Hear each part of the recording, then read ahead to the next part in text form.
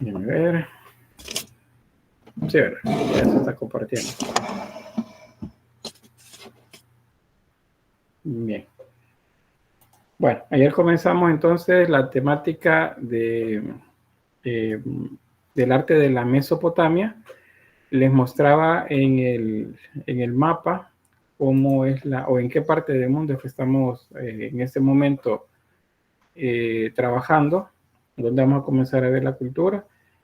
También que esto tiene relación con las que hemos estado viendo anteriormente, que son la cultura paleolítica y neolítica. Estas dos tienen relación con la siguiente. Acuérdense que como vamos viendo una evolución, todo va mejorando, por decirlo de alguna manera, a nivel de la civilización. Va cada vez superándose, esa sería la palabra más adecuada, en la medida pues que el tiempo avanza. Pasamos de la piedra tosca a la piedra pulimentada, luego a los metales, comenzamos con el cobre, el bronce y la edad de hierro. Ya cuando hablamos de la edad de los metales, ya estamos hablando de culturas que sí produjeron una lengua escrita, y eso significa entonces que hay registros escritos de lo que aconteció pues para ellos a nivel de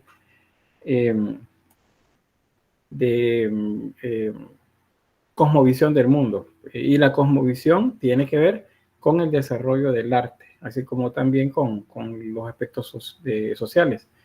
Entonces vimos esto, les mostraba acerca de lo que se ha encontrado como evidencia de que sí hubo trabajo de orfebrería en este momento, herramientas rudimentarias y procedimientos rudimentarios, pero funcionales. En la medida que el tiempo avanza, esto se va haciendo cada vez más tecnológico y por lo tanto más efectivos a la hora de generar un arma o una herramienta, por ejemplo. Les mostraba en el mapa los lugares en los que se desarrollaron las primeras civilizaciones. ¿Por qué no fue en Europa, que es donde vimos la mayor cantidad de yacimientos del periodo paleolítico, por ejemplo? Era como que toda la gente, las personas estaban bastante concentradas en esa región.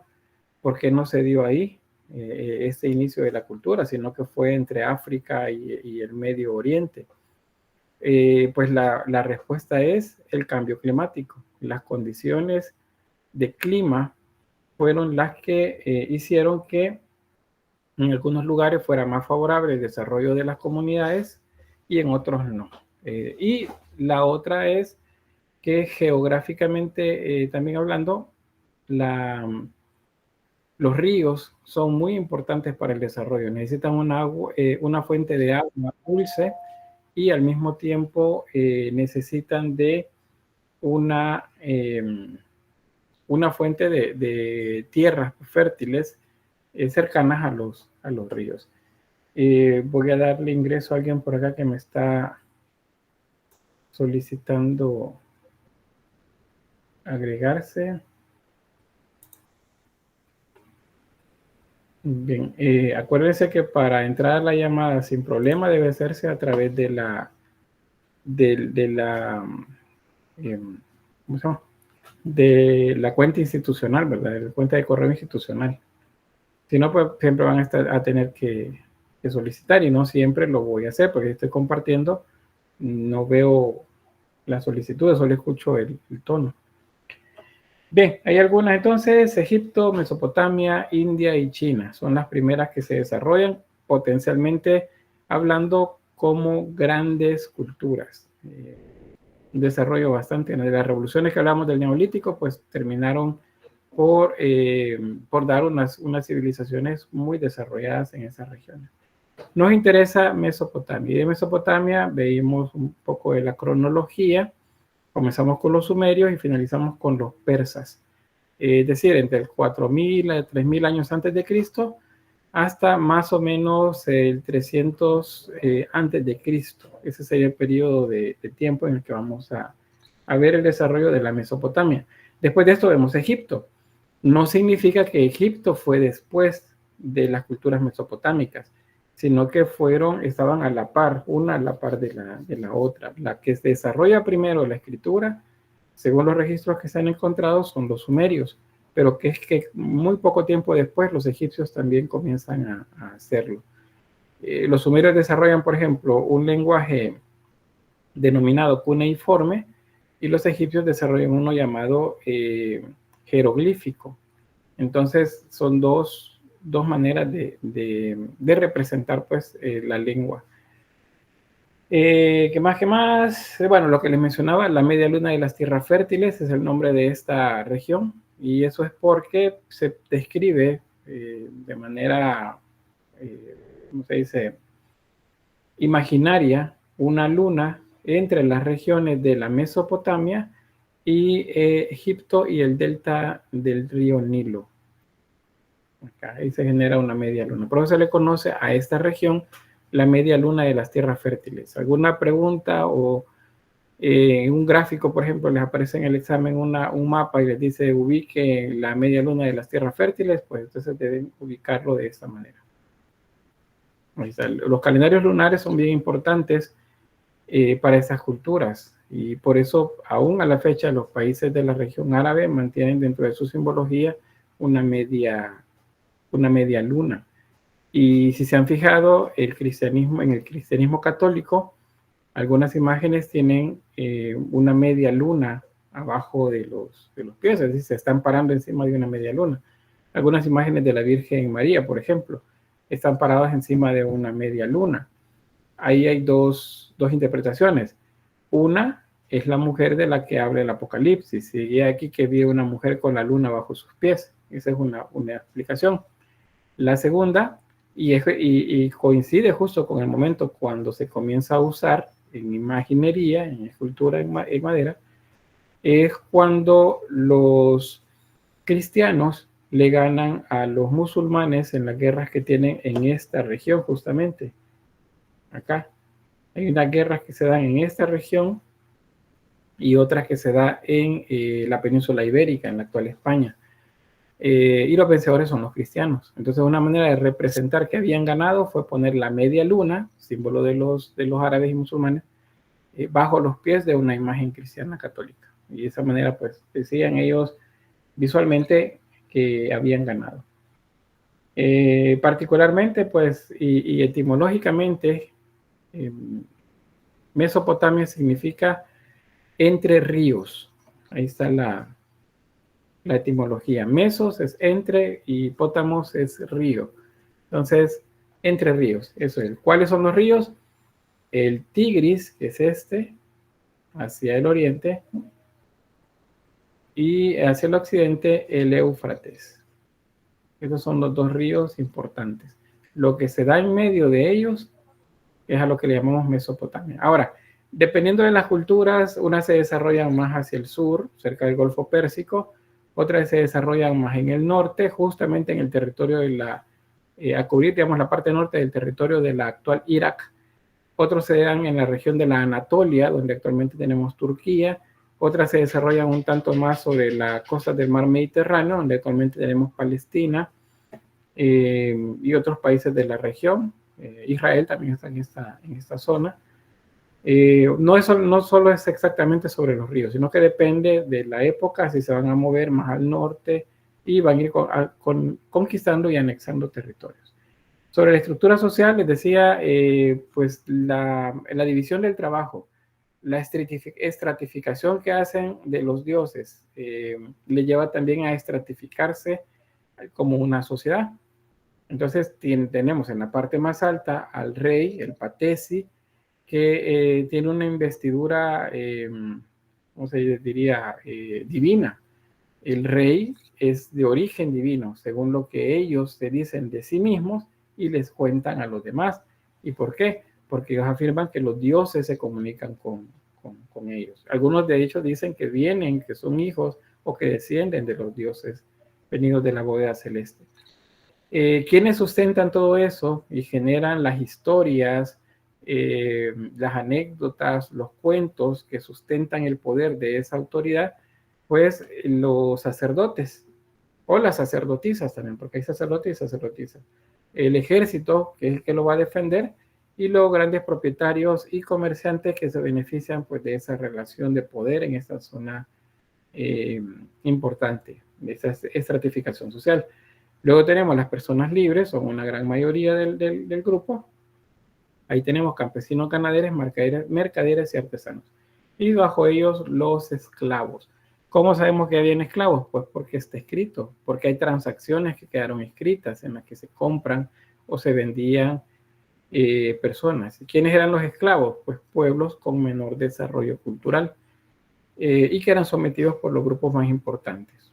Un ejemplo, a ver si alguien se acuerda, ayer les mencioné. Los hebreos. Correcto. El pueblo hebreo es uno de estos pueblos más pequeños, con un desarrollo, digamos, de civilización, no cultural, porque culturalmente son muy ricos, pero de civilización un tanto menor. Mucho tiempo se mantuvieron nómadas. Parte de eso está atestiguado en el libro de Éxodo, que se movían de un lado durante 40 años para luego haber salido de Egipto. Eran realmente un pueblo que se movía de un lugar a otro. Y el lugar, la tierra prometida, ¿verdad? Es esa zona en la que actualmente pues sigue en litigio. Ven que actualmente siguen peleando por la tierra, porque quienes, los dueños de la tierra son los palestinos, pero pues ahí la ONU dijo hace como, déjenme ver, como 60 años, poco más de 60 años, dijo, miren, Hitler los maltrató mucho, entonces vamos a darles un territorio para que vivan juntos ustedes acá. Y les dieron chance a los israelíes que tomaran una pequeña parte del territorio palestino. Tiempo después, ahora sabemos lo que sucedió, ¿verdad? Palestina se ha reducido a prácticamente campos de concentración y quienes son dueños de todo el espacio es Israel. Pero pues bien, es parte de lo que ha sucedido. Es un pueblo que ha estado en constante litigio con los pueblos de los alrededores, desde que se tiene registro histórico, no solamente la parte de lo que describe la religión, sino también en lo histórico. Bien, ahí nos quedamos y pasamos entonces con esto de la religión, ya que él lo estaba tocando.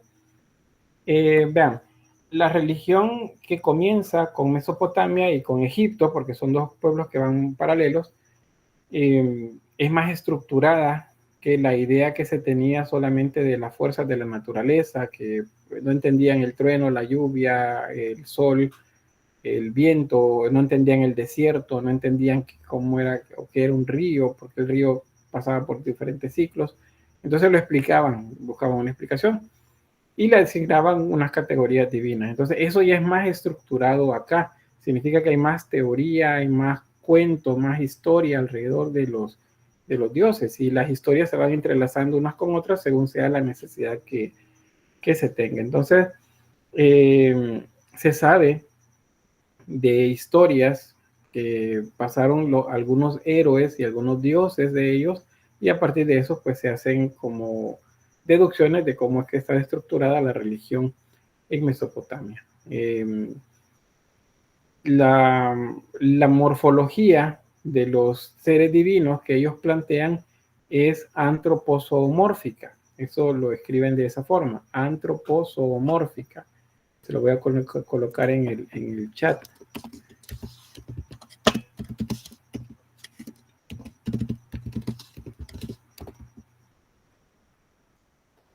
A ver.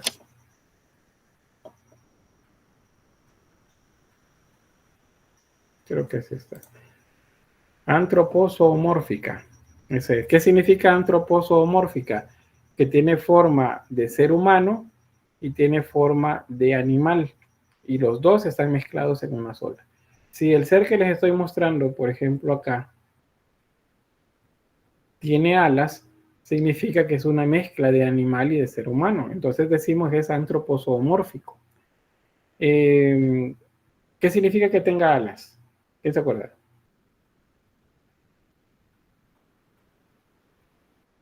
¿Sí, Carolina? Estaban vinculados con las deidades supremas o con algo del cielo. Sí, O de la también con las aves. Muy bien, de la Oda Celeste. Natalia.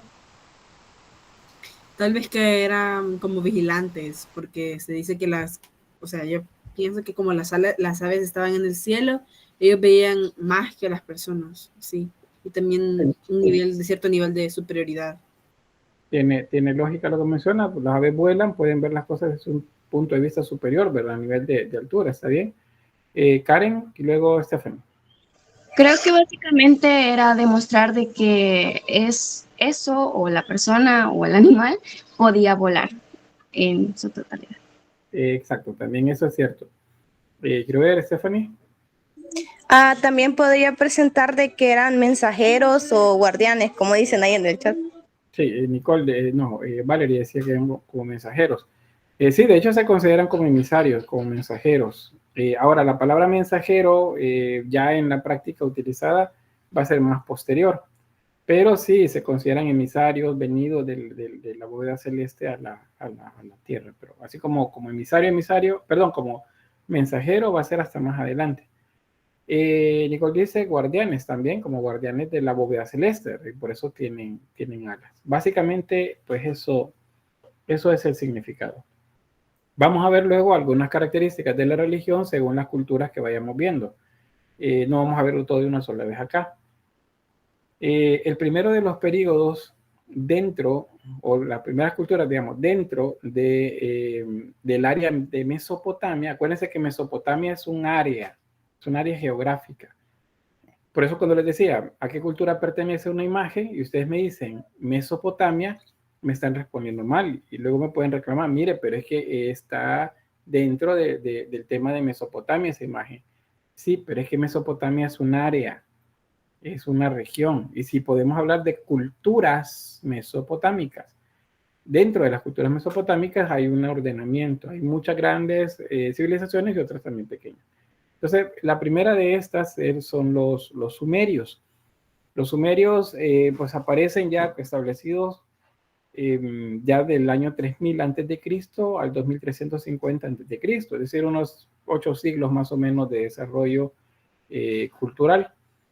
Esta cultura es la primera de la que se han encontrado vestigios escritos. Entonces, se considera la primera también civilización urbana, aunque hay otros ejemplos, como por ejemplo Mohenjo-Daro en la zona del noroccidente de la India, y hay otras que están en África también, que son mucho más arcaicas, pero se considera menos en la región de la que estamos hablando, es la primera que desarrolla un sistema de urbanismo en la que hay un espacio para cada cosa. Por eso hablamos de un orden en el desarrollo urbano. Surge al sur de la Mesopotamia, o sea, estamos hablando cerca del Golfo Pérsico, siempre cercano a los ríos Tigris y Éufrates, y están vinculados a las últimas culturas, o lo que va quedando más bien de las culturas del periodo neolítico, en una y otra cultura que se llama Uruk, que es de la misma región. Son los primeros que escriben, que dejan un texto explicando algo o dejando constancia de una transacción. Fíjense que muchos de los símbolos son conteos, es como que digan, yo puse 4 bolsas de trigo, por ejemplo, o guardé este día tantas bolsas de trigo. O sea, son cosas así, indicaciones, pero hay otras que son más complejas y en esas se describen historias, y eso es lo que nos ayuda a entender cómo era el pensamiento religioso de la época y cómo eso sirve como motivación para el desarrollo de muchos de los elementos artísticos. Se sabe también, a partir de estos textos, que las ciudades funcionaban como un estado independiente. Si les hago un planteamiento de eso, es como que dijéramos, así como ordenaron el país para esta última elección de consejos municipales, redujeron de 200 no sé cuántos municipios a 44. Entonces esos 44, imagínenselo, dentro de ellos hay ciudades, y hay unas ciudades que son más importantes. Entonces cada una va a tener una ciudad más importante. Digamos el distrito, bueno, voy a poner ejemplo Cabañas, que está fácil y porque soy de esa región. Cabañas tiene 2 municipios, Cabañas Este y Cabañas Oeste. Dentro de esos dos municipios hay ciudades importantes. En Cabañas Este es Sensuntepeque y Cabañas Oeste es Hilo Vasco. Entonces ahí tenemos dos ciudades. Ahora imagínense que estas dos ciudades manejan esos territorios de manera independiente una de la otra, o sea, no obedeciendo a un jefe común, sino que, o sea, es como que no existiera el gobierno central en nuestro país, sino que cada quien se defiende como puede con los recursos que tiene, hace su ejército, tiene su propio patesi o rey, y hace una distribución de recursos según lo que le conviene. A eso se le llama ciudades-estado. ¿Se entiende el concepto? Ciudades-estado. Sí, Rick. ¿Sí? Bien. Entonces, algunas de estas ciudades-estado eran, por ejemplo, Sumer, Ur, Uruk y Lagash. Son de las ciudades más importantes que se han encontrado cimientos. Ur es una de las más antiguas y esta, por cierto, se menciona en textos bíblicos, la ciudad de Ur.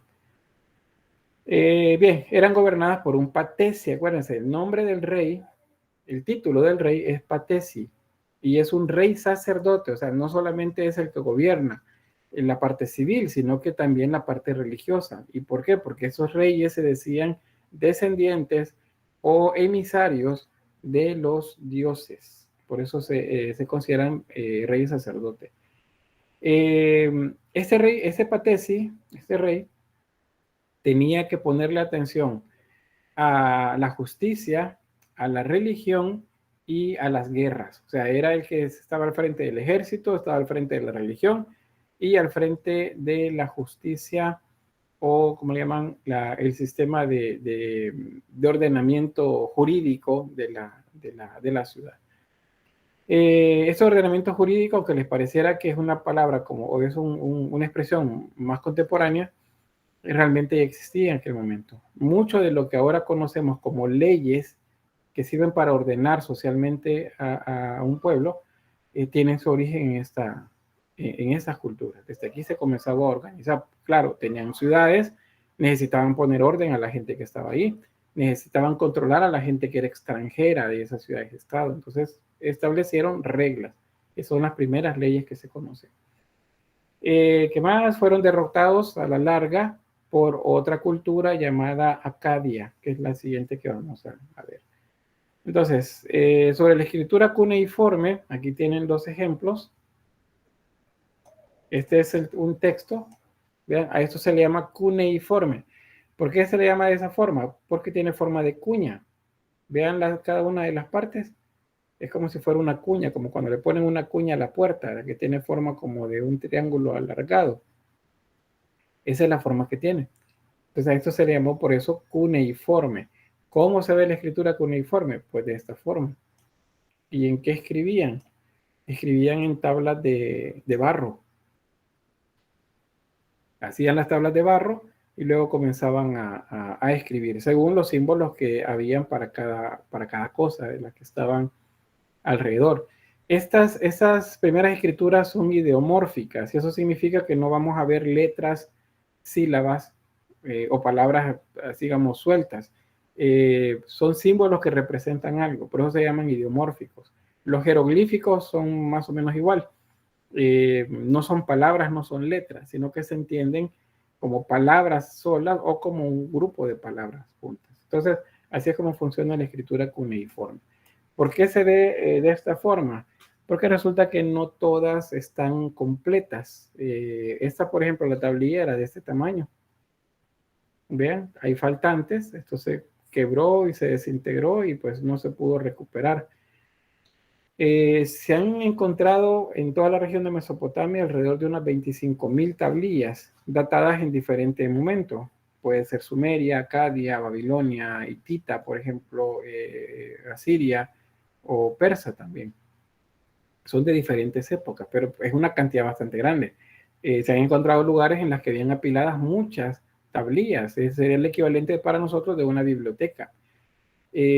Lamentablemente, por la región en la que esto está, que es Medio Oriente, es una zona que tiene muchos recursos en cuanto a combustibles fósiles, Entonces es una zona que está en guerra desde hace mucho tiempo. Lo más cercano es desde 1990, por ejemplo, con la Primera Guerra del Golfo, que fue que el presidente iraquí Saddam Hussein quiso anexar a un país pequeño hacia el sur de su territorio, que es Kuwait. Lo anexó y resulta que toda la Liga Árabe se molestó y algunos apoyaron, otros estuvieron de acuerdo. Pero el resto del mundo occidental que dependía del combustible fósil se fueron contra Irak. Entonces hubo una guerra, la Primera Guerra del Golfo. Muchos de los museos que deberían haber sido preservados fueron atacados y entonces mucho del patrimonio que había ahí se destruyó. Y si no se destruyó, una vez llegó el control de la civilización occidental a esas regiones, pues se lo robaron, se llevaron los que estaban en los museos. Entonces mucho se ha perdido. Lo mismo sucedió en la Segunda Guerra del Golfo, que fue posterior a los atentados de las Torres Gemelas, y lo mismo sucedió en diferentes acciones militares en la región en los últimos 20 años. Es lamentable pues que se pierde el patrimonio en esas regiones. Aquí tienen otro ejemplo sobre esto de la escritura cuneiforme. Bueno, aquí tienen a nivel de desarrollo del símbolo. Si tenemos una tablilla que fue datada alrededor de 3000 años antes de Cristo y tenemos una de alrededor del 700 años antes de Cristo, entonces podemos decir que tendríamos una interpretación de ver y podríamos ver cómo ha variado el símbolo. Vean, por ejemplo, el símbolo para una estrella, este es el más antiguo y este es el más moderno. Entre 3000 años y 700 años pasaron 2300 años. En 2300 años el símbolo se modificó. Ahí pueden ver cómo se fue modificando.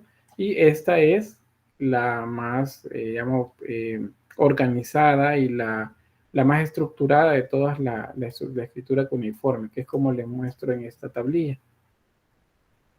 Acá. Muy bien.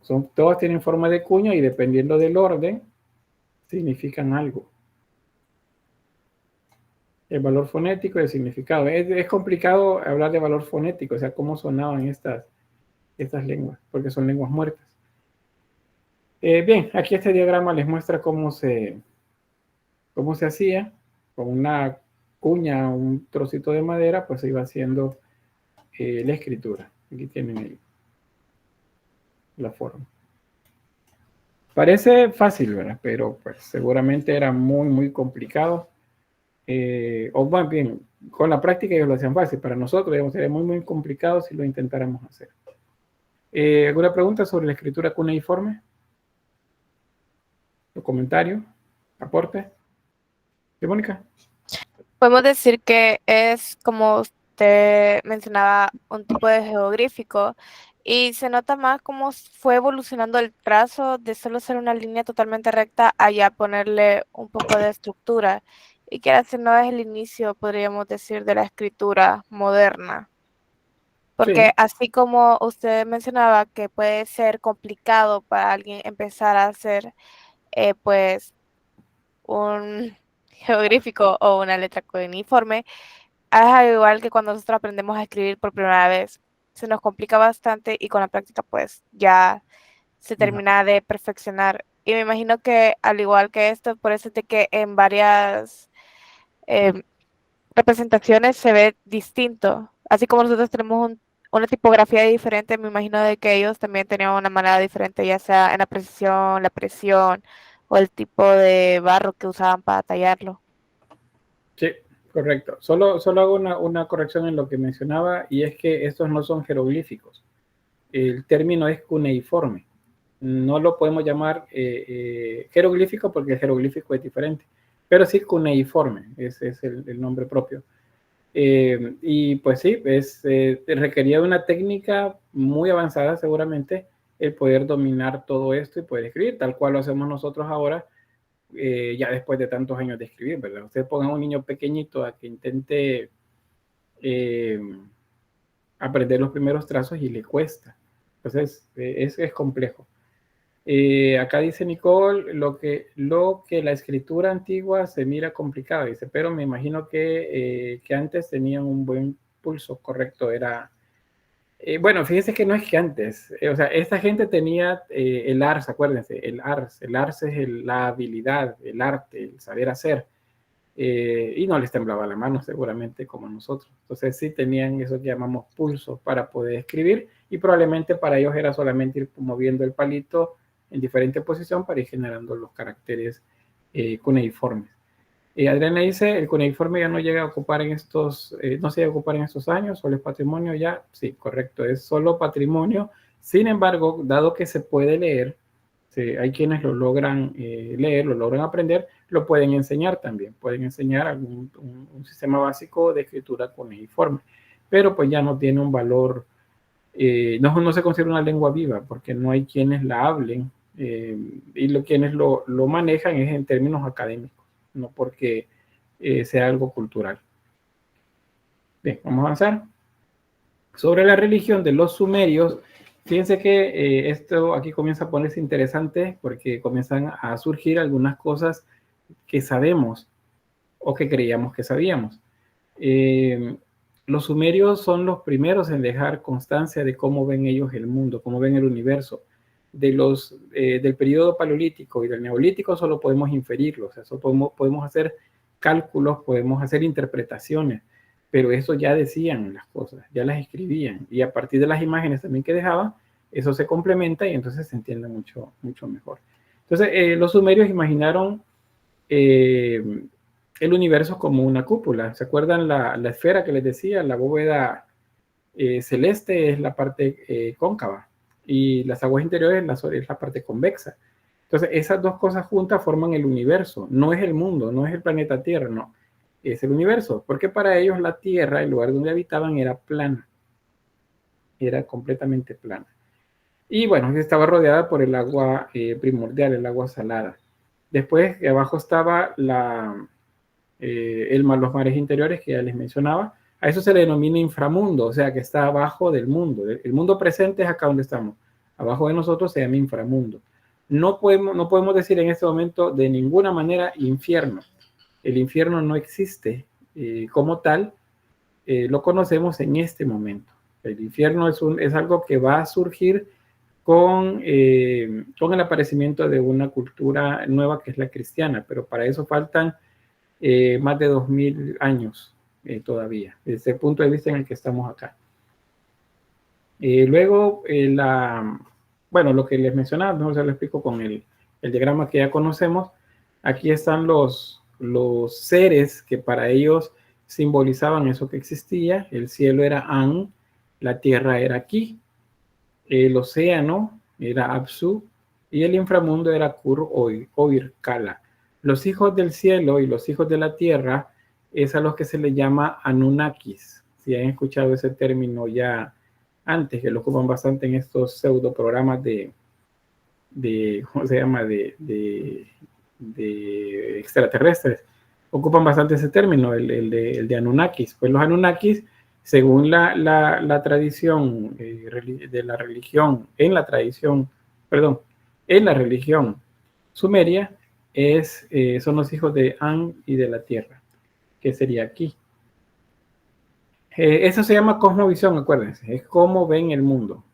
Luego, el panteón, por cierto, no lo vamos a entender, pues yo sé que acá en nuestro país le decimos panteón al cementerio, pero el panteón es el lugar en donde están los dioses, es el espacio, es el grupo también, se aplica para el grupo de dioses. Si yo digo, por ejemplo, el panteón egipcio, me estoy refiriendo a todos los dioses egipcios, a todos sus héroes.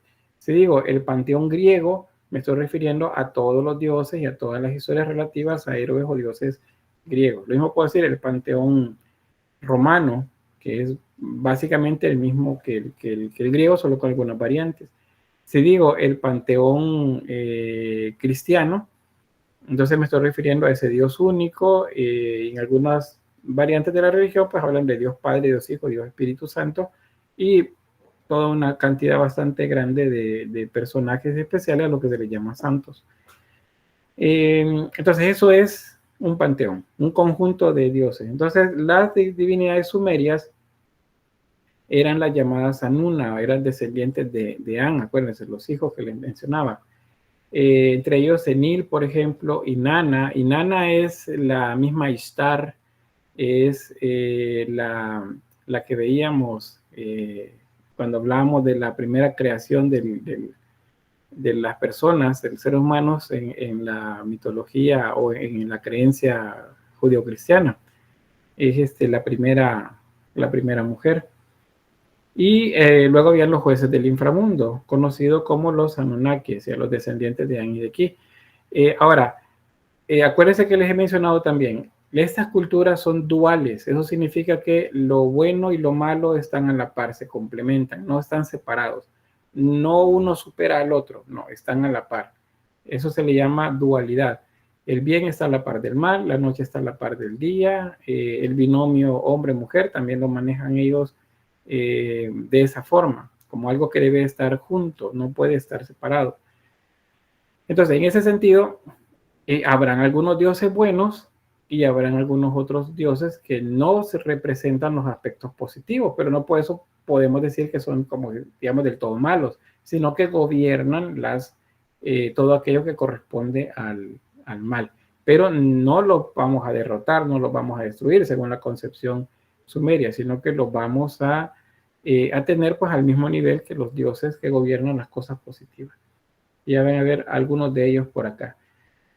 Acá algunos, por ejemplo, Enki, se consideraba el dios de la beneficencia, él controlaba el agua dulce de las profundidades debajo de la tierra y al señor de la tierra se le consideraba. Se le vincula también cuando se habla de ¿cómo llaman esto? El diluvio. ¿Alguien me explica qué es el diluvio?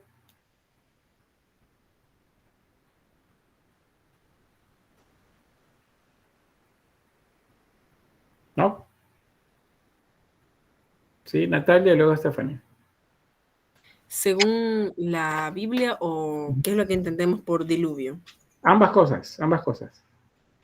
Pues según la Biblia, el diluvio fue como un castigo hacia la humanidad, ya que dentro de ella existía demasiada violencia, que aparte del arca de Noé, fue una lluvia constante que duró, si no me equivoco, fue 40 días y 40 noches. No sé, no recuerdo muy bien, pero fue un diluvio fue una lluvia constante que no paró hasta un par de días, o unos días, y que se detuvo.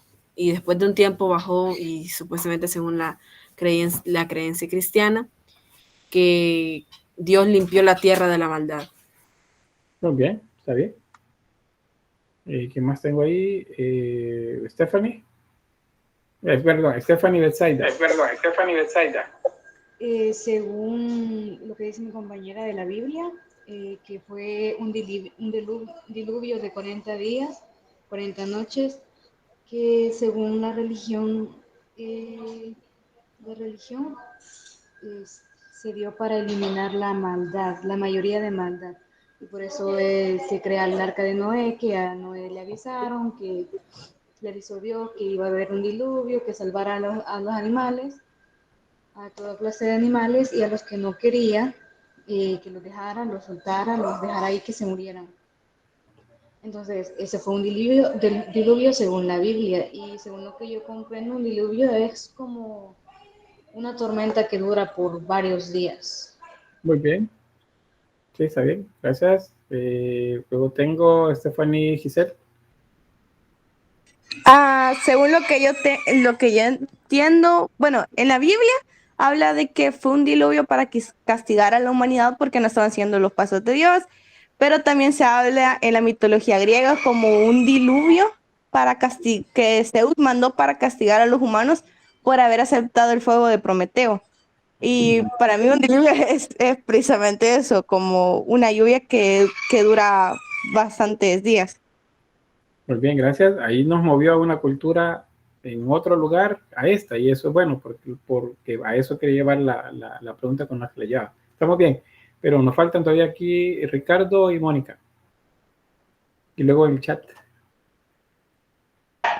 En todas las religiones siempre se ve el diluvio y el diluvio en sí significa un reinicio de la humanidad. Tanto bueno, en casi todas se ve el diluvio. Entonces, el significado en sí es el reset de la humanidad para un nuevo comienzo. Bien, sí, así lo plantean las culturas, como un borrón y hacer las cosas nuevas. Bien, nos hace falta Mónica y luego acá en el chat. Usualmente el diluvio se considera en las culturas como un castigo, como ya lo mencionaron mis compañeros, como una purga o podríamos decir una limpieza del mundo. Pero en sí lo que es un diluvio se considera una tormenta fuerte que puede durar varios días y por consecuencia dañar cultivos. En otras culturas pues causar exterminio de las personas. El exterminio de las personas. De hecho, así va. La idea es castigar, ¿verdad? A la gente. Bien, solo les leo por acá. Gracias. Dice Adriana, una lluvia constante. Sí, así se describe. Nicole dice, el diluvio es un castigo divino para limpiar la maldad. Sí. Laura, una gran inundación que dejó la tierra nueva. Muy bien. Y Lisbeth dice, según la Biblia, Dios creó el arco iris como señal de que había terminado el tiempo de la lluvia, ¿verdad? Y que nunca más iba a volver a suceder eso. Gracias. Luis Daniel dice, según la RAE, diluvio tiene como significado inundación de la tierra o parte de ella. Así como muy, muy técnico el término y básicamente eso es. Bien, les preguntaba porque resulta que en las culturas antiguas, la compañera mencionaba ahí a los griegos, muchas culturas europeas y de las regiones de Mesopotamia hablan acerca de esto, de un diluvio. Entonces, ¿cómo es que todas las culturas hablan de un diluvio? Entonces dicen, la gente por fe cree, que es lo que tiene que ver con la religión cristiana, entonces el diluvio sí existió. Y pues hay algunos científicos que se han dado la tarea de saber qué fue lo que pudo haber sucedido. Y entonces ellos mencionan, algunos textos mencionan como culturas antidiluvianas, dicen por cierto, para hablar acerca de las culturas más antiguas. O sea que ellos también establecen que hubo un momento en el que al parecer hubo efectivamente una inundación. Cecia, no sé si va a decir algo.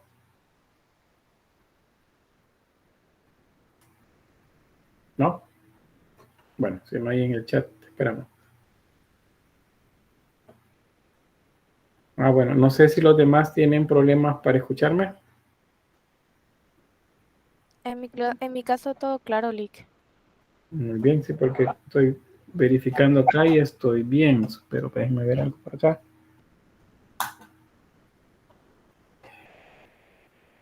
Pues en mi caso, en apariencia estoy bien. Bueno, me acabo de dar cuenta que no había conectado la computadora. Yo creo que es problema de la señal así como muy particular, ¿verdad? Entonces,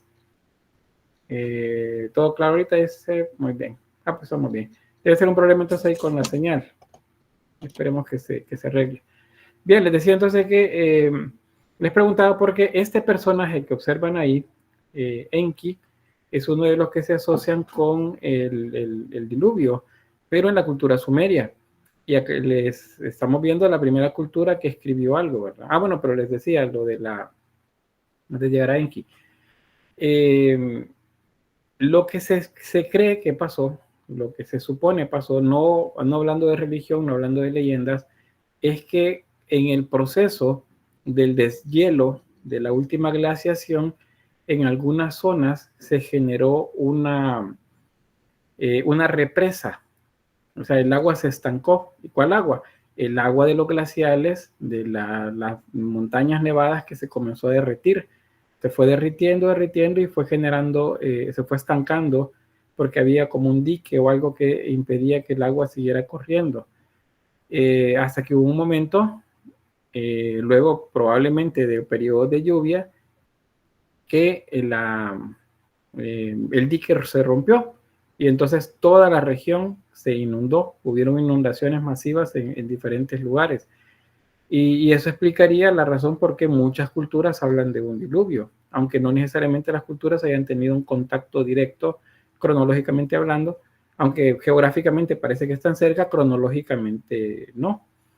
Lo otro es tradición oral, que el cuento, la historia ha pasado de una a otra generación. Entonces, hay un libro que es de donde vienen todos esos personajes que les estoy mostrando acá, y que lo van a leer ustedes, donde se describen las historias relativas a estos seres, y esa es la primera que existió.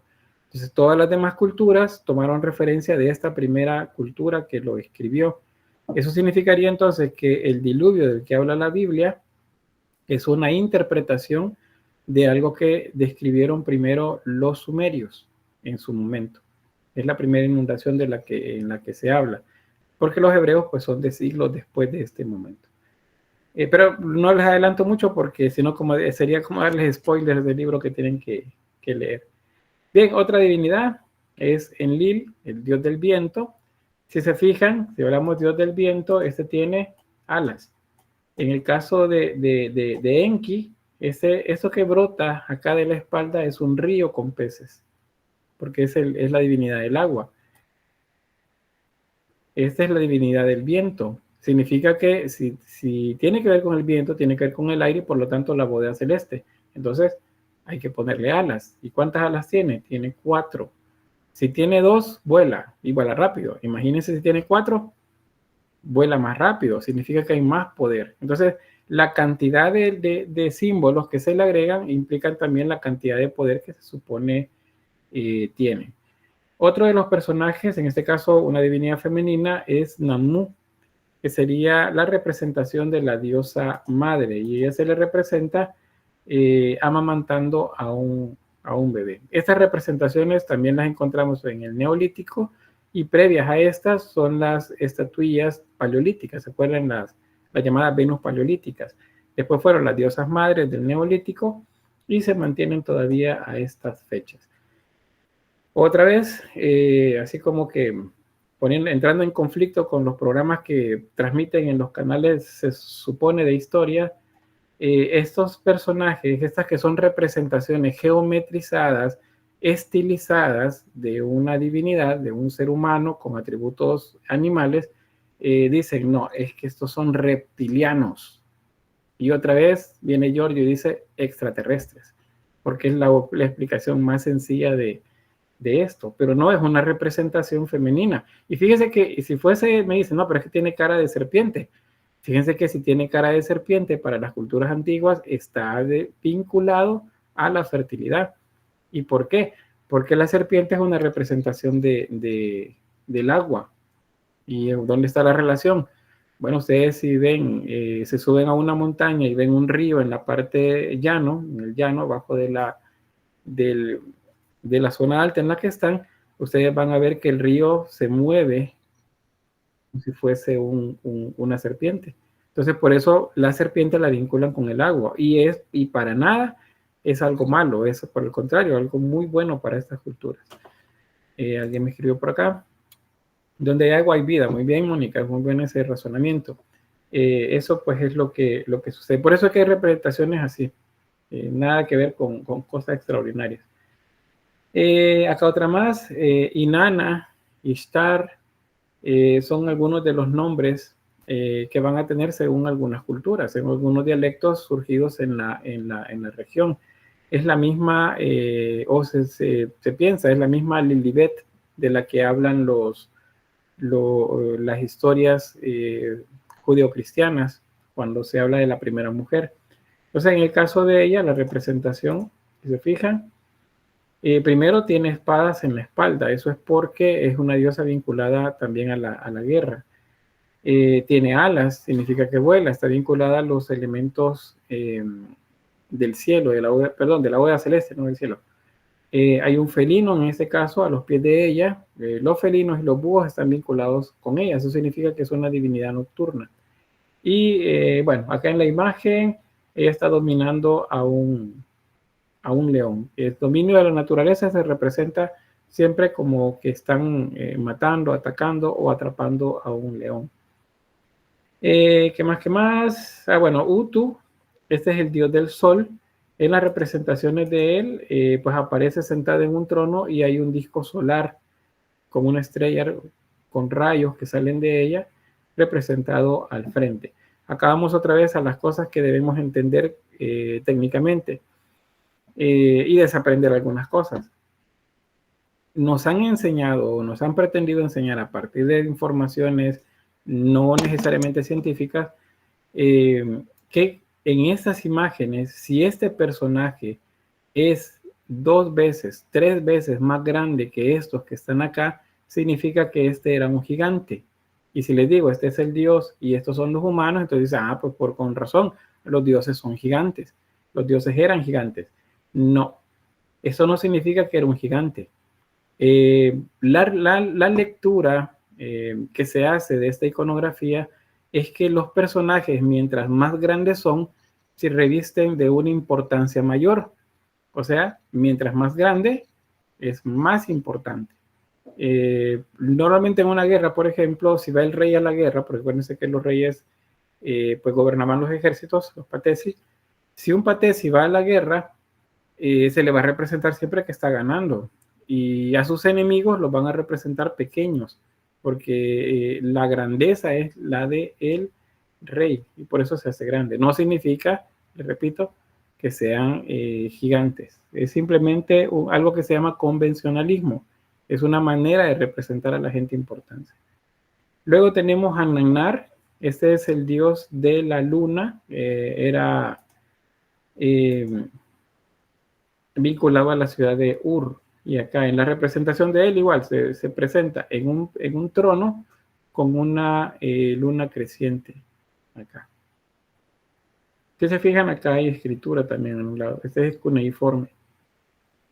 Entonces, a partir de la imagen y del texto es que se entiende. Aquí también hay escritura cuneiforme. Entonces, a partir de esto es que se hace la lectura de toda la representación. Esto que tienen acá, por cierto, porque lo vamos a ver en otras culturas, este es un lazo que significa tanto poder como también eternidad. Esto que ven acá es como un báculo que utilizaban, es como algunos lo describen como una cuerda, pero muchas de las divinidades van a tener uno de estos en su mano. Un símbolo, les repito, de poder y de, ¿cómo se llama? De inmortalidad también.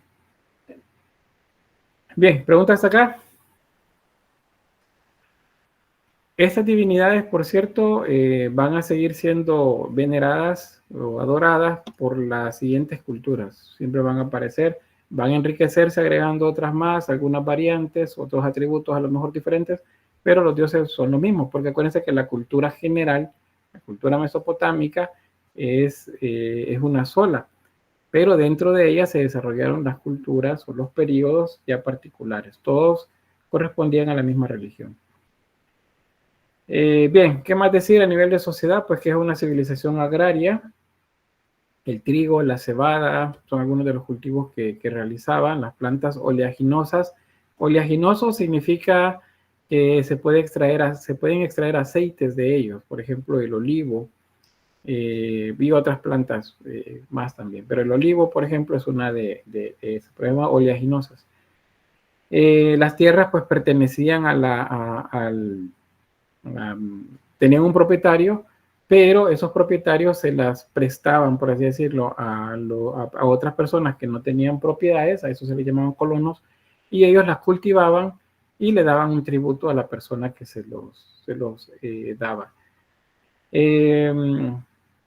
Algo también que aparece acá vinculado a la vida agraria es que, bueno, creo que les explicaba, la importancia del río es que aporta terrenos en los que hay mucha riqueza de nutrientes y por lo tanto los cultivos se dan bien.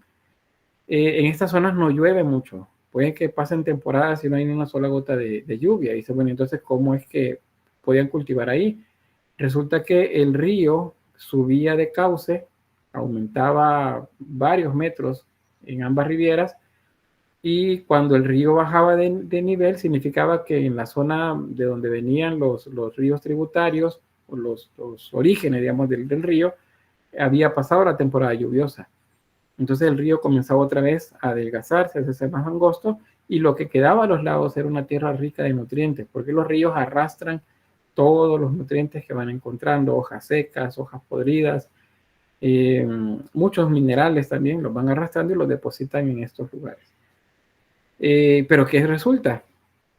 En la medida que avanza el tiempo y que las técnicas van mejorando y que la población va aumentando y por lo tanto hay necesidad de más alimentos, lo que hicieron fue inventar un sistema en el que podían drenar agua del río y llevarla hacia más alejado de la orilla, aún en tiempos en los que el río no estaba crecido.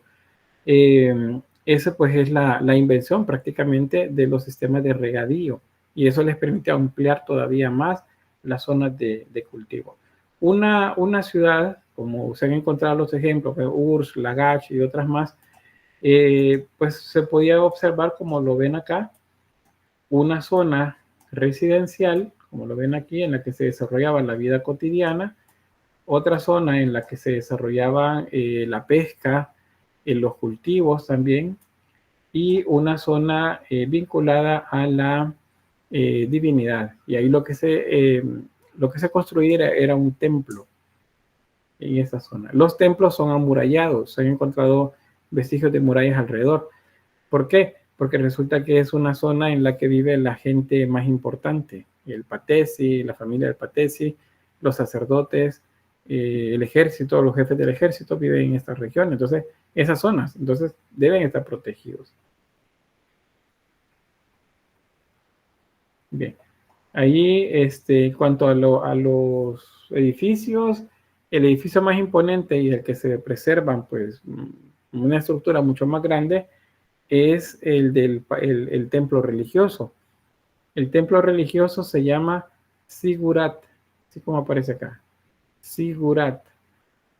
Es válido tanto en el periodo sumerio como en los siguientes periodos, el acadio, Babilonia y algunos de los que ellos edificaron que todavía existen. Todos tenían como una estructura muy, muy similar. Muchos investigadores, así como les decía, del diluvio, que dicen, bueno, ¿cómo es que el diluvio ya lo conocían los sumerios? Si lo mencionan en los textos hebraicos. ¿Por qué los sumerios lo sabían? Es porque los sumerios estuvieron seguramente más cerca de la época en la que sucedió ese evento, que les decía, lo vinculan a una inundación descomunal producto del estancamiento de agua que venía del deshielo de los casquetes, de los icebergs, y bueno, estos los grandes bloques, las grandes montañas de hielo que habían en esa zona del mundo. Así como eso sucedía, resulta que se ha teorizado que este edificio, ese es un sigurat, este edificio está vinculado a las leyendas también, o a la historia que corresponde en el Antiguo Testamento de la Biblia cristiana, a la Torre de Babel. ¿Ya han oído de la Torre de Babel? ¿Alguien me explica qué era la Torre de Babel? ¿Sí, Luis Daniel? Hasta donde yo sepa, la Torre de Babel fue hecha en sí con el objetivo de acercarse más a Dios y en caso de otra inundación, evitarla en sí. Y creo que fue el evento donde Dios confundió las lenguas también. Sí, muy bien, gracias. Natalia.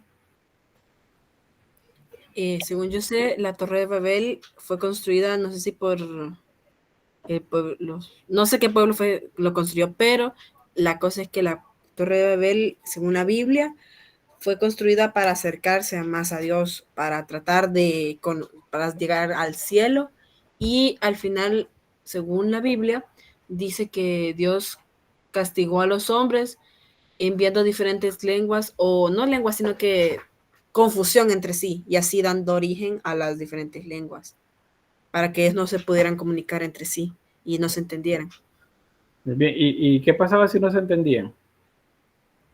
no había organización y no podían continuar la torre, y así se Correcto. abandonó la torre y no pudo construirse. Correcto, eso es lo que le hacía falta por ahí. Muy bien, gracias. ¿Alguien más? En el chat, no, en el chat nadie puso nada. Sí, pues yo, pues, que yo sepa lo mismo que decía mi compañera Natalia, es lo de la Biblia, y sí, fueron las lenguas las que Dios les, pues, hizo que se confundieran, y quien las construyó, si no mal recuerdo, fueron como estamos hablando del diluvio, entonces eso conecta que fueron los únicos descendientes de Noé, los que sobrevivieron al diluvio, entonces fueron, pues, los descendientes de Noé quien construyó la torre con todos los demás. Y fue el evento en que las lenguas se confundieron y no se pudo terminar, que el objetivo era estar, como dice, más cerca de lo celestial. Muy bien, gracias. Es justamente como lo han comentado, eso es lo que sabemos, ¿verdad? Lo que conocemos a partir de las historias bíblicas del Antiguo Testamento, que intentaron acercarse a Dios, pero a Dios no le gustó la idea, ¿verdad? Que se le acercaran mucho, y entonces pues confundió las lenguas de manera que la organización que tenían desapareciera, porque ya no se entendieron entre ellos. Esa imagen que tienen en la pantalla no corresponde para nada al tema, es una representación del siglo XVI, de 1563, como lo pueden ver ahí, y es de Bruegel el Viejo, es uno de los artistas pues, que van a ver ustedes en el periodo de transición del gótico flamenco al renacimiento en Europa. Eso es en la historia 2, no se ve por acá. Pero según el planteamiento de él, según la interpretación de Bruegel, es circular. Hay algunos grabados que también hacen representación de la Torre de Babel, donde la muestran de forma rectangular. Entonces, los estudiosos de estos temas, me refiero a científicos, pero no los que hablan de aliens, es que del edificio que están hablando es un zigurat. Los zigurat son los templos que hicieron tanto sumerios como las otras culturas mesopotámicas para comunicarse con la divinidad. Según la creencia de ellos, en este templete que ven acá arriba, o en esta capilla más bien, porque el templete está acá abajo, según la capilla, ahí bajaban los dioses a hablar con el patesi o con los sacerdotes. Entonces, el sacerdote, el patesi con sus sacerdotes subían por esta rampa, llegaban hasta la zona de la capilla acá arriba, el lugar donde se suponía los dioses bajaban, les colocaban alimentos para que los dioses comieran, ofrendas para que ellos las tomaran, y al final pues de días o de una temporada o no sé cuánto tiempo, los sacerdotes o el rey bajaban y desde acá comunicaban la voluntad de los dioses a todos el resto de la comunidad. Entonces, ¿qué le comunicaban? Por ejemplo, miren, ya es la época en la que viene ¿cómo se llama? La inundación de la región, entonces es necesario que recojamos la cosecha lo más pronto posible y que pues nos alejemos de la orilla del río. Y resulta que en los siguientes días el río comienza a crecer. ¿Qué pensarían ustedes siendo de la comunidad si su líder les acaba de decir que va a comenzar a retroceder a invadir más bien el terreno, el río, y sucede? Entonces dice, entonces de verdad los dioses hablan con él. Entonces de esa manera es que ellos se afianzaron en el poder y lograron dominar a los demás, porque tenían razón en lo que decían. ¿Y qué es lo que sabían? Eventos astronómicos. Sabían leer la posición del sol sobre el horizonte, ya sea al amanecer o en el ocaso, y eso les ayudaba a poder exponer pues alguna idea de lo que venía. Entonces, pues, o por ejemplo, luego de una temporada en la que todo estaba inundado, decían, los dioses me han comunicado que el río se va a ir y nos va a dejar las tierras ricas para la siembra.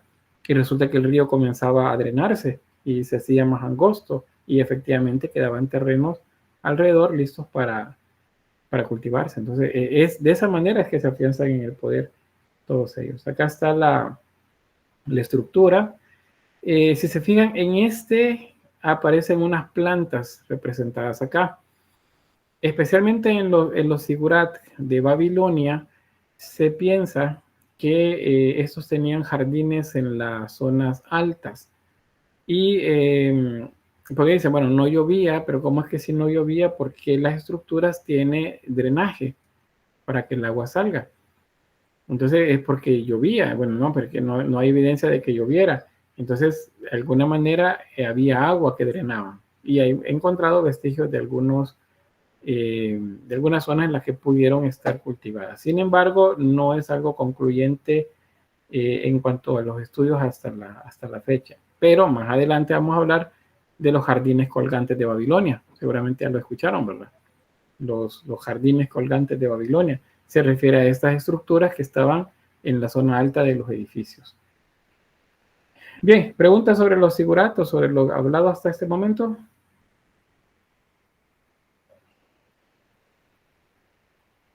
No. Han venido así como con poco feeling después de las vacaciones, hace falta. Creo que caería muy bien un laboratorio evaluado, así como que pronto para que despierten. Terminando este tema. No, Lick. No, Lick. Es que usted explica muy bien, por eso no tenemos preguntas. Exacto, bueno. todo está claro. Vaya. Yo pensé que me iban a decir. Por eso. Vaya. No, yo pensé que me iban a decir, mire, tan bien que nos estábamos llevando y ya nos está poniendo evaluaciones. No, es que usted explica muy bien, entonces no tenemos dudas, no hay necesidad. Exacto, todo claro. Vaya. Nice. Espero que así sea. Pero lo que adelantándole sobre eso, terminando este tema, si viene un laboratorio. Entonces sí hay que comenzar a revisar los materiales. Yo en estos días les voy a actualizar el aula virtual para colocar ya en formato PDF los temas que ya terminamos para que los puedan descargar y comiencen ya a revisarlos, porque sí hay que avanzar. Bien, ahí dicen no hay dudas. Bueno, entonces avanzamos. Pasando de la arquitectura, lo siguiente que trabajamos es la escultura, porque los sumerios también hicieron escultura de formato no monumental, sino de un formato relativamente pequeño. La mayoría son figuras manejables que las podían mover de un lugar a otro. ¿Qué materiales utilizaban? Pues hay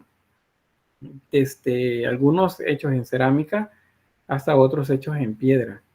Probablemente había también algún otro tipo de material. No les digo madera porque estamos en una zona desértica y entonces no hay fuentes importantes de madera, a no ser que la madera se trajera de otro lugar, pero es principalmente piedra la que trabaja. Ahora bien, hay dos tipos de escultura. A esta se le llama de bulto redondo. Y así apunto, la escultura de bulto redondo. ¿Qué es el bulto redondo? Es una escultura que ustedes pueden ver todos los puntos de vista. O sea, yo tengo, por ejemplo, estuche de lentes, y esta es mi escultura. Entonces yo digo, esta escultura es de bulto redondo. ¿Por qué? Porque yo puedo moverme alrededor o yo puedo tomarla y moverla y ver todas las dimensiones que tiene, arriba, abajo, atrás, adelante. Eso se le llama bulto redondo. El otro, pues, es el llamado relieve, que es una representación bidimensional. Pero en el bulto redondo, estas imágenes pequeñas representan tanto sacerdotes como en algunos casos divinidades. La mayoría se considera que son sacerdotes y sacerdotisas, esos que ven acá. ¿Qué le ven de particular a estas imágenes? Se las voy a acercar. ¿Sí, Carolina? Sus ojos. Los ojos. Bien, ¿qué pasa con los ojos? Y son bastante grandes las pupilas, y el pérez y las pupilas. Igual el cuello de la mujer está bastante largo. Muy bien. ¿Qué más tengo por ahí? Mónica y luego Nicole. Se ven más los detalles, o sea, como que tratan de simular más la figura humana, sin embargo, siempre se resaltan los ojos grandes y las pupilas bien dilatadas, y pues los miembros anchos de aquí de los hombros y las manos demasiado delgadas, además de lo que decía mi compañera, de que en el caso de la mujer el cuello es un poco más largo y la barba del masculino es como más frondosa y está más detallada. Y es ondulada, ¿verdad? ¿Se fijaron? Movemos colocha. Vamos con Nicole y luego Ricardo. Pues yo diría que las pupilas y su pelo, sus manos, todo como lo han detallado fino. Muy bien, gracias. Fíjense que aunque... Ah, bueno, perdón, me falta Ricardo. O Nicole, ¿quién va ahorita? Para mí lo que veo es, ¿cómo es que se le dice? La expresión que tienen en el rostro. Eso creo que es muy particular. Muy bien, gracias. Pero ¿cómo sería? Así que ¿cómo particular? Porque es, ¿cómo explicarlo? Sin expresión, algo muy, muy simple. Muy bien. Lo llamaría yo. Sí, muy bien. Esa observación es buena, fíjense, la que hace Ricardo. Y eso tiene un nombre. Y ese nombre lo vamos a aplicar en estas esculturas y en otras, solo que no se vincula solamente a la expresión del rostro, sino a la posición de los brazos y del cuerpo en general.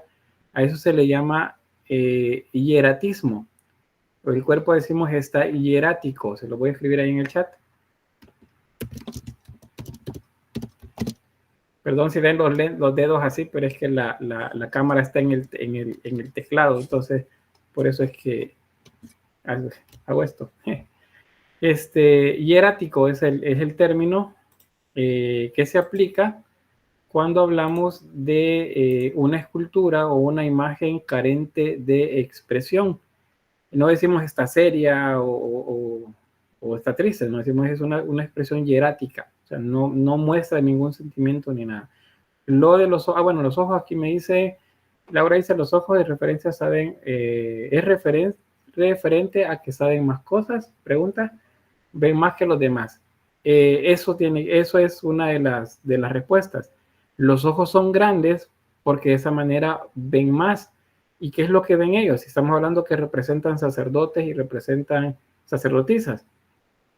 Si los dioses son grandes, si los dioses son inmensos en cuanto a su poder, en cuanto a su presencia frente a los humanos, entonces los humanos necesitan tener unos ojos muy grandes para poder observar.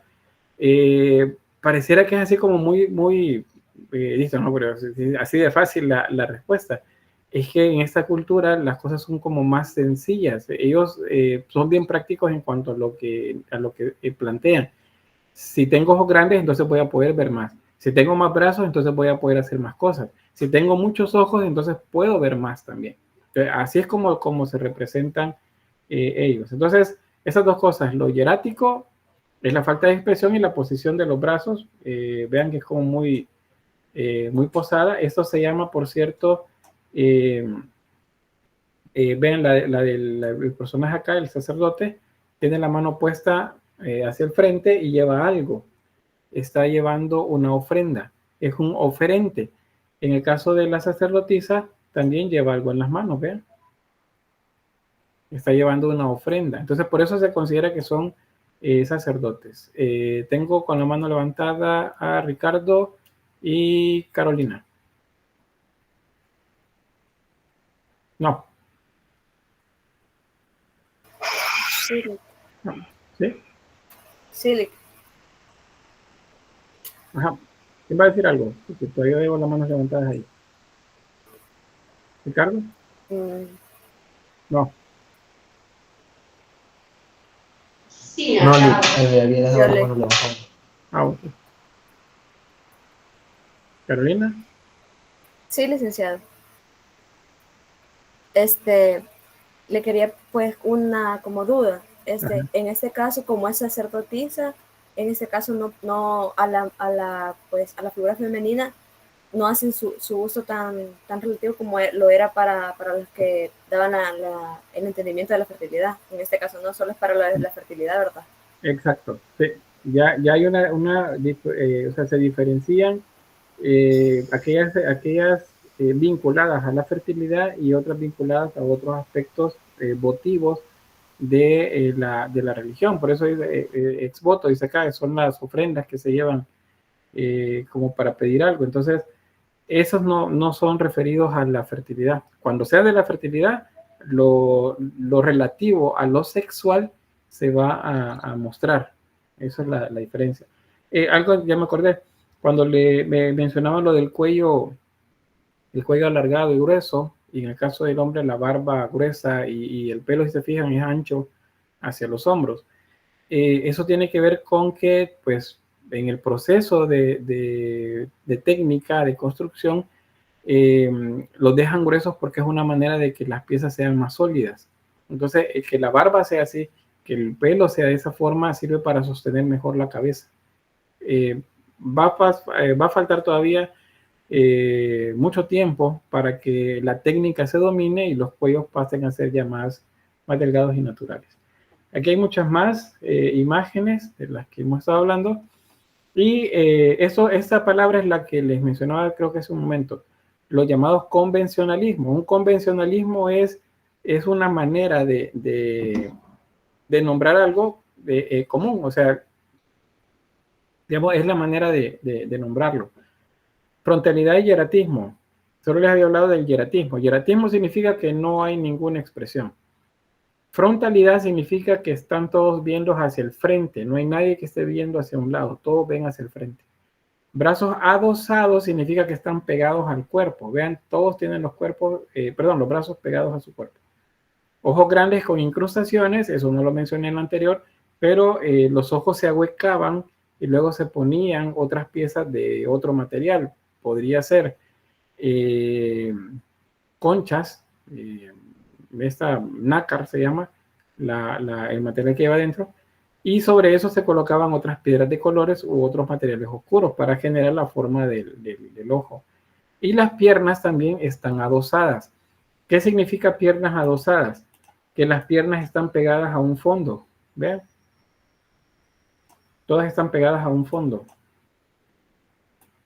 Esto nos dice que la técnica todavía no se manejaba bien y entonces, si eso lo abrían estos espacios, es seguro que la pieza se quebraba, porque todavía sigue siendo muy pesada en la parte superior. Entonces, estas son representaciones de sacerdotes y sacerdotisas. Estos no son dioses. Bien, luego pasamos ya dejando la escultura, ¿cómo se dice?, de bulto redondo. Ahora pasamos a los relieves. Y en los relieves, pues hay una técnica bastante práctica que logran desarrollar para generar imágenes que se puedan repetir y que puedan aparecer en diferentes tablillas de barro. Lo que hacen ellos es hacer un sello en piedra, este que ven acá. Hacían un sello, hacían la forma en negativo, ahí ven, es decir, hacen hacia adentro como un hueco grabado se llama eso. Hacen la figura y luego cuando el sello se desliza, como lo quisiera, vamos acá, tengo me voy a anclar la imagen, déjenme ver.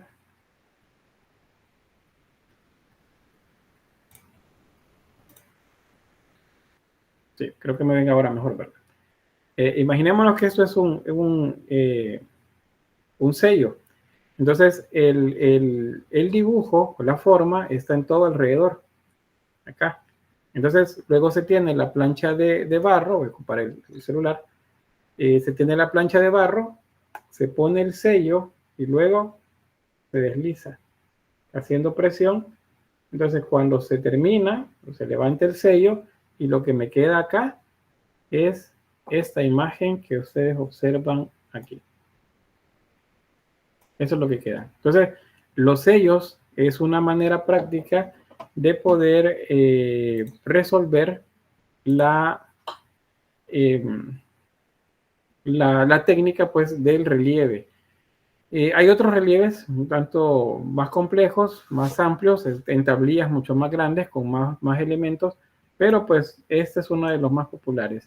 ¿Qué aparecen acá? Pues los dioses de los que hemos estado hablando. Vean, aquí está el dios que representa el agua, aquí está la diosa, ¿cómo se llama? Inanna, diosa del amor y de la guerra, y así otras divinidades más. Y elementos acá que son como ideogramas, son formas que representan alguna palabra o alguna actividad. Pues, ahí están. Ese es cómo se trabajan los sellos. Acá algunos ejemplos. Y acá es donde se vienen todas estas pseudo programas de historia, no, programas de pseudo historia, donde dicen que esto pues es algo extraordinario, porque aparece esto. Es una nave, dicen, está volando y hay gente arriba. Esta es una representación de una nave, efectivamente, pero no en el sentido de la que lo tenemos actualmente. Es un elemento que utilizaban ellos, puede representar un barco, a través del cual, según ellos, las divinidades bajaban a la tierra. Aquí tenemos la media luna. Acá tenemos unas representaciones de el sol también. Acá. Y los humanos, o en algunos casos sacerdotes también, que están observando la escena. Fíjense que los sumerios son de las primeras culturas en esta región que le ponen especial atención al cielo.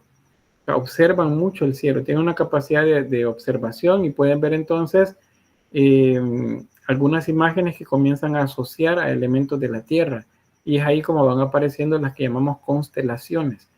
No es con los sumerios, es con los babilonios más adelante que aparecen los signos zodiacales, por ejemplo, es donde ellos establecen pues, que hay un ordenamiento según ellos en las estrellas, y algunos seres de sus mitos habitan en la bóveda celeste a través de las constelaciones. Entonces, eso es lo que se ve por ahí. Siempre hay una divinidad representada en un espacio con alas, como si estuviese volando, porque acuérdense, la idea es que los dioses vienen de la bóveda celeste hacia la tierra. Luego, acá observamos, esto les decía, antroposomórficos. Tienen forma de ser humano, pero al mismo tiempo tienen forma de animal. Es que el ser humano está adquiriendo, lo están dotando del poder de ese animal. Tenemos otros más. Y vean que hay representación también de estrellas.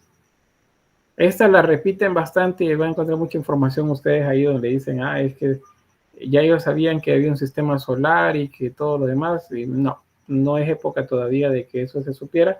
Eso simplemente representa estrellas, el sol y estrellas alrededor de él.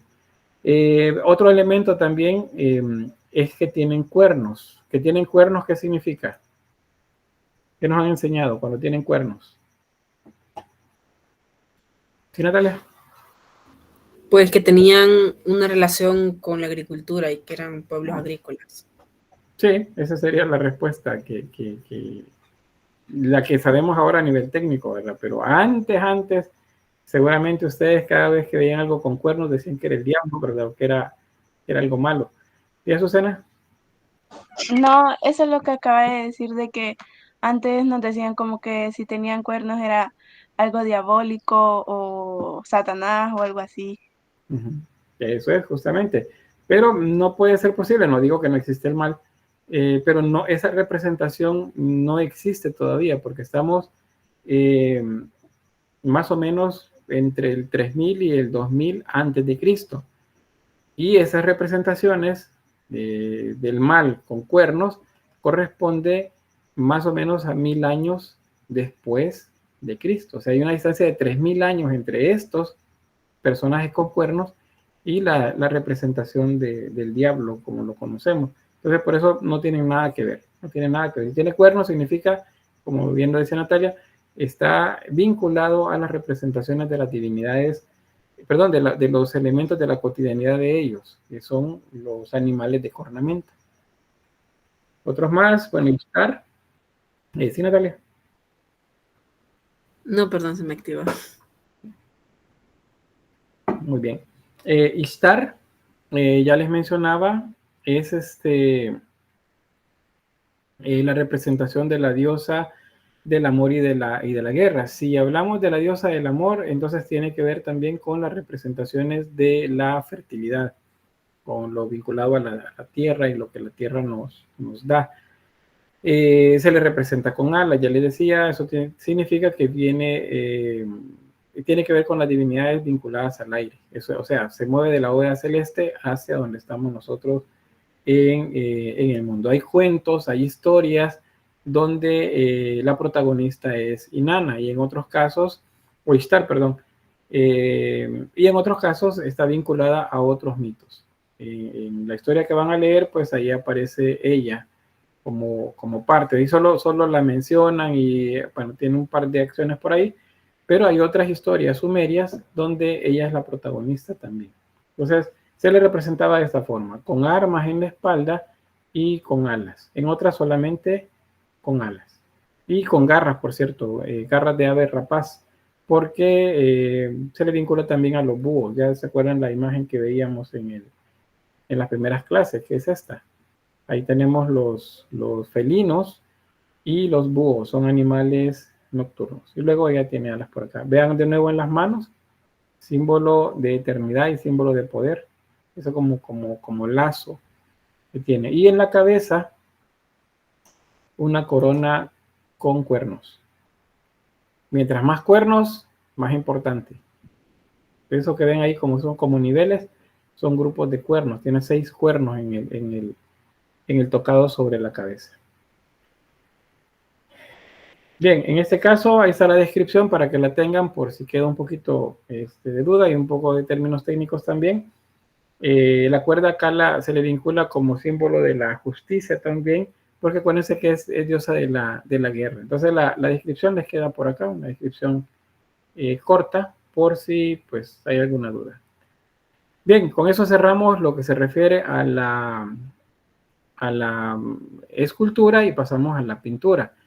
Ahora, sí decirles que como estamos hablando de las primeras culturas de hace alrededor de 5.000 años, desde este año en que estamos nosotros hablando de los sumerios, son 5.000 años en el pasado, pues no hay muchas pinturas. No sobrevive mucho el paso del tiempo. Sí se han encontrado algunos segmentos, trozos de paredes en los que había murales. Por eso se considera que algunos edificios se pintaban, se hacía pues alguna pintura o algún mosaico encima de ella. Principalmente figuras geométricas, representaciones de personas, animales o monstruos. Cuando digo monstruos, no me refiero a los monstruos que nos ha enseñado Hollywood, sino a seres híbridos. Un ser híbrido es como la esfinge, por ejemplo. O sea, la esfinge creo que sí la conocen, ¿verdad? Más fácilmente. Bueno, las sirenas también, aún las sirenas medievales, que son las que tienen cola de pez. Las sirenas griegas eran aves, eran cuerpo de ave, busto y cabeza de mujer. Esos son híbridos, a eso se les llama monstruos. O sea, monstruos no porque sean malos o feos, no, monstruos es porque son una mezcla, así lo debemos entender, son una mezcla de otros animales y dotan al ser humano de los atributos de ese animal. Eso es lo que se agrega. Se emplea en la decoración doméstica y pues son representaciones planas y no hay sombra. Acá un ejemplo de la imagen. Esto, por cierto, recuerda bastante a las imágenes de Egipto. Y es porque, les repito, son culturas que son paralelas. Si son paralelas, o sea, van desarrollándose a la par, hay una distancia no tan grande entre una y otra, es probable que había intercambio cultural, comercial, y eso significa que la cultura pues se pudo haber influenciado de unos y de otros, porque acuérdense, hay esfinges, por ejemplo, en Mesopotamia y hay esfinges también en Egipto. Entonces, hay en ambos. Luego las esfinges van a aparecer allá en Grecia. ¿Y por qué? Pues que los griegos son vecinos de los egipcios y de los pueblos mesopotámicos. Entonces, todo está relacionado. Bien, otro que se considera pintura son los mosaicos. Y acá quiero hablarles de este material que seguramente ya lo conocen. Eso se llama lapislázuli. No sé si lo han visto ya. Hay algunos adornitos que venden con lapislázuli. Si antes a ustedes les parecía como que el lapislázuli solamente era interesante, fíjense que si nos gusta la historia, si estas cosas nos interesan, pues tenemos que tener una piedrita de lapislázuli cerca, porque el lapislázuli para las culturas antiguas era más valioso que el oro. Eso era uno de los materiales que se consideraban regalo de los dioses. De hecho, hay algunas culturas que hablaban dentro de la cosmovisión que tenían que hubo un cielo primero, pero ese cielo fue destruido por una guerra entre esos dioses primordiales y el cielo cayó a la tierra. Y entonces el lapislázuli era un vestigio de ese cielo que cayó, porque es una piedra azul que tiene algunos trazos de otros colores, tiene pirita, tiene otros elementos que la hacen ver como muy interesante. Entonces, estas culturas tienen un interés bastante grande hacia el lapislázuli. Este material solamente hay en 2 lugares en el mundo, es en Sudamérica y en la región del Medio Oriente, creo que es Pakistán o Afganistán, una de esos 2 países es donde están las minas, donde se puede conseguir esto. Entonces el lapislázuli es muy importante.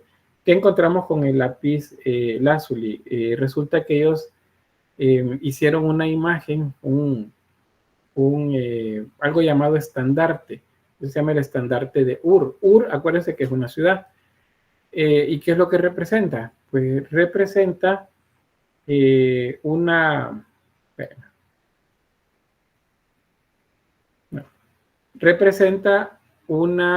procesión en la que se están llevando ofrendas y a los cautivos, al pueblo que fue dominado, se le está llevando hacia donde está el patesi, donde están los sacerdotes, se le está llevando como una ofrenda.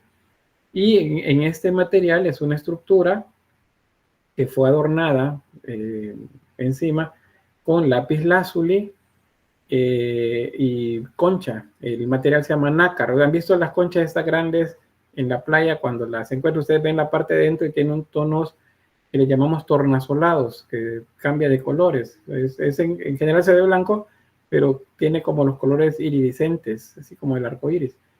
Pues resulta que ese material lo utilizaban también para hacer esta imagen. Les voy a mostrar antes de la imagen de cerca qué elementos convencionales se tratan en la imagen. Convencional, acuérdense que significa que es como una norma. Eso significa convencional, que es una norma. Primero, la relación de tamaño de la figura según su rango social. Aquí nada de que eran gigantes, que los sacerdotes eran gigantes y el resto de humanos eran pequeños, los esclavos eran más pequeños. No. El rango es el que dice el tamaño. Si una persona es grande, significa que tiene una importancia mayor. Es un desfile procesional tratado con isocefalia. Es otra palabra, apréndansela. Isocefalia. La isocefalia se refiere a que todos los rostros son iguales. Todos se parecen o son iguales casi al 100%. Otro es que hay un principio de frontalidad. El cuerpo está de frente, la cabeza está de perfil, pero los ojos están de frente. Y eso nos da una perspectiva quebrada, un escorzo quebrado de la figura humana. Pero es el principio que utilizan para la representación de la figura humana. La narración va registrando un hecho que sucedió, que es el desfile posterior a haber ganado unas batallas. Y luego los cuerpos humanos son desproporcionados y hay una desproporción entre los seres humanos y los animales que se representan ahí. Ese es el texto, estas son las imágenes. Acá, voy a hacer un acercamiento. Ahí tenemos, vean. Si este personaje que les muestro acá se levanta, si se pone de pie, entonces es más alto que este que ya está de pie, igual esos que están aquí. Pero es que esos son los líderes. Entonces el rango social de ellos se representa haciéndolos más grandes. Luego, la desproporción entre seres humanos y animales. Bueno, acá, por ejemplo, vean, este es más grande, probablemente es un militar, es un soldado, y está conduciendo o llevando un buey acá. Vean el tamaño, probablemente estas son carneros o cabras, son casi el tamaño del toro que llevan a cabo, la vaca. Entonces, eso es a lo que se llama desproporción entre las figuras. Aquí tenemos este otro, es un carruaje. Y vean, el carruaje está pasando encima de una persona que ha muerto. Están mostrando pues que han vencido en la batalla. Otro ejemplo, este es más cerca, esto es para ver el material. Ven, ahí está el lapislázuli de fondo. Y la figura. Isocefalia, bueno, isocefalia, todos los rostros se parecen. El principio de frontalidad, el cuerpo está de frente, pero parece que van caminando de lado, ¿verdad? O sea, van hacia el frente, pero el cuerpo lo vemos completamente volteado hacia nosotros. La cabeza sí muestra la dirección del movimiento, pero el ojo otra vez nos está viendo a nosotros. Esa es una desproporción también y es una perspectiva quebrada de la figura humana. Entonces, ese es el estandarte de Ur. Y con eso cerramos el periodo sumerio. ¿Alguna pregunta? ¿No? Bien, Mónica. En esa pieza, ¿dónde se encuentra la concha nácar o por qué la utilizaban en sí? Está aquí, no sé si se alcanza a ver. Vean, ahí están las líneas de crecimiento de la... Acá, O sea que el fondo ¿sí? es de lapislázuli y en sí las figuras son de concha nácar. Sí. Oh. Ahí está. Aquí se ve como le damos como las vetas de crecimiento del molusco. Igual acá. Claro, tiene más de 2000 años de antigüedad, ¿verdad? Mucho del brillo, del color ya lo perdió. Menos el lapislázuli, porque es una piedra. Bien. Sí, Judith. Y luego Carolina. Que a mí me recuerdan mucho los mosaicos. Los mosaicos griegos o romanos. Ajá, exacto. Sí, no puedo decir son un antecedente, pero más adelante sí, una técnica muy similar a la de construcción de esta figura es la que se va a utilizar para hacer luego las teselas, que son a través de las cuales se generan los mosaicos. Pero ¿se puede aplicar el término? Sí, se puede aplicar el término porque son un conjunto de piedras y otros materiales que forman una figura. Sí es posible aplicar el término también. Carolina. Sí, solo como duda o mención, entonces si esto entra en lo de pintura, entonces podríamos decir que el lápiz azul, algo así, es lo que lo utilizaban, o sea, lo utilizaban como diciendo como la pintura, o sea, no pintura así como la conocemos actualmente, sí, para que le diera el color. Exacto, lo utilizaban como una técnica decorativa y por lo tanto se dio esa pintura. Ok, gracias. Bien. Bueno, voy a avanzar, nos quedan unos minutitos más. El periodo acá ya es corto, fíjense, no hay tanta riqueza como en el sumerio. ¿Por qué? Porque resulta que mucho de esto fue destruido por las siguientes culturas que se fueron apoderando de los territorios o lo transformaron, lo reconstruyeron y entonces mucho se perdió. Pero los acadios comparten contemporáneamente algo del desarrollo de los sumerios, porque estos aparecen por el 2500 y desaparecen alrededor de 2150 a.C. Nos está dando entonces unos 350 años de control de esta cultura de la región. Se sabe por las representaciones y por lo que se describe de ellos en las tablillas de escritura cuneiforme, que eran militares, o sea, tenían una afición por la conquista, por ser un pueblo bastante bélico, Y a diferencia de los sumerios, estos establecen una capital principal. Esa se llama Akkad, es la que le da nombre al periodo y a la cultura, Akkadio. Akkad es la ciudad principal y de ella se desprende el control a las ciudades más pequeñas. Y eso tiene sentido porque es una cultura militar. Hay un control principal. La única manera de controlar el territorio es que haya un solo comandante, digámoslo así, de los ejércitos, porque responden a un solo líder. Ese comandante, acuérdense, es el patesi, es el rey, porque el rey comanda la religión, la sociedad y los ejércitos. Los reyes principales de los que se nombran, se sabe, es Sargón, por ejemplo, y Naram-Sin. Son los dos de los principales reyes que se habla. Los reyes, acuérdense, se veían a sí mismos como dioses o como representantes de las divinidades. Se han desenterrado ciudades. Lamentablemente las ciudades desaparecen fácilmente porque como el material utilizado es el adobe, y el adobe es tierra, barro mezclado con fibra vegetal, entonces desaparece fácilmente, se erosiona ya sea con el aire, la erosión eólica, que es la que causa el viento, y la fluvial, que es la que causa el agua. Entonces quedaron soterrados y solamente son los cimientos los que se encuentran, salvo los edificios grandes que los reutilizaban, como por ejemplo los zigurat. Aquí algunas vistas de planta de estas dos imágenes de lo que se ha encontrado como vestigios de esta cultura. Vean ahí todo la tierra pues, que ha caído sobre las estructuras a lo largo de más de 2000 años.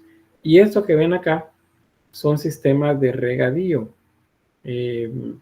Hacían canales para llevar el agua desde el río hasta las zonas en donde se cultivaba. Eso es lo que le ayudó fue a ampliar los terrenos para cultivo. A nivel de escultura, hay una variante en cuanto a la escultura sumeria, y es que a estos en su mayoría tienen barba.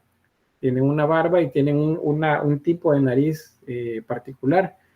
Eso pues es un testimonio de la cultura, digamos, de lo étnico de ellos. Eran como muy particulares en cuanto a su rostro. Se sabe a partir de eso entonces que son representaciones naturalistas, hieráticas todavía, pero naturalistas. ¿Qué materiales utilizaban? Pues el alabastro, aunque también hay algunos que se hacían en metal. El alabastro es un tipo de piedra arenisca que es dura, pero se puede esculpir y darle forma entonces. Y luego los materiales vaciados, pero tienen un molde y el metal derretido pues se vertía en los moldes y luego salían las máscaras o los rostros como los vemos por ahí. Esto es interesante, esto se llama la estela de Naram-Sin. Acuérdense, Naram-Sin es un rey, es un patesi. Si es un patesi, es un rey sacerdote. Significa que tiene alrededor de él la idea de lo divino. Entonces, en la representación de este relieve escultórico, vamos a encontrar que Naram-Sin tiene una posición privilegiada, acá, está enfrente de la montaña se considera una divinidad acá, y él está cerca de ella, está por llegar sobre ella, y encima hay dos estrellas. Las estrellas son símbolos también ¿cómo se dice esto? De la divinidad. Entonces significa que en la escena, aunque está rota la estela, hace falta una parte, significa que hay una presencia de las divinidades junto con el rey Naram-Sin. Ahí vemos soldados y vemos personas que pues están luchando. Algunos los han ya matado y están pues alrededor. Es una representación de la batalla y Naram-Sin va ganando. Ya les muestro más de cerca. Acá, vean los cuerpos, esos son los vencidos, están bajo los pies de Naram-Sin. Vean el tamaño de los enemigos y vean el tamaño del rey. Eso les da, el tamaño es un rango social, no significa que el rey era un gigante, es un rango social. Y ¿qué otra cosa? Ah, bueno, tiene la corona con cuernos. ¿Ve? Eso significa, es un símbolo más todavía que nos da la idea de la divinidad del rey. Esta se llama estela de Naram-Sin. Esta otra estela, la de Ur-Nammu, la voy a mostrar. Esta no está tan completa tampoco como la anterior. Se ha borrado bastante del relieve y pueden ver hay zonas que ya no están, pero esto era una representación ¿cómo se llama? Del rey Ur-Nammu, que está a la presencia del dios Nannar, que sería una representación lunar, y le está entregando los trofeos que ha traído de la guerra. Al estárselos entregando, y esto es ser un testigo entonces visual de que el rey Ur-Nammu tiene contacto, tiene comunicación con el dios. Esto es publicidad. Lo puede decir aunque quede grabado en la clase, pero es como la fotografía de los candidatos alcaldes a la par de la foto del presidente. Ellos querían decir que lo conocían, ¿verdad? Entonces le ponían la foto a la par para que la gente, es amigo de él, votemos por él entonces. Algunos no le funcionó, por cierto, pero esa era la idea. Eso es publicidad. Y la publicidad no crean que es un invento moderno. Eso viene desde tiempos bastante antiguos y lo vemos acá. El rey está presentándose una versión de la historia, es su historia, en la que él es protagonista junto con la divinidad. Bien, esta es otra imagen, es el llamado Patesi de Gudea. Patesi Gudea es una representación de un rey y pues está sentado. Cuando está sentado se le llama sedentes, es el término utilizado. Sedentes. Si están de pie se le llama así, de pie. Sentado sedente, acostado es yacente. Pero veamos a ver eso despacio con otros ejemplos en Egipto. Tiene los brazos adosados y las manos adosadas en una posición que es como simbólica, es como de oración. Tiene un tocado sobre la cabeza, un sombrero ritual, y pues corresponde más o menos a una representación hecha alrededor del 2150 antes de Cristo. Es decir, que tiene alrededor de 4000 años de antigüedad esta imagen. Estaba, por cierto, quebrada. La cabeza la encontraron en una ciudad y el resto del cuerpo en otra. Probablemente el rey fue vencido y entonces destruyeron la escultura para demostrar que habían destruido al rey. Y bien, vamos a quedar acá. Vamos a ver Babilonia la próxima semana. Así que me quedo por aquí y detenemos la grabación. Perdón, estoy levantando la mano. ¿Qué duda tiene, licenciado?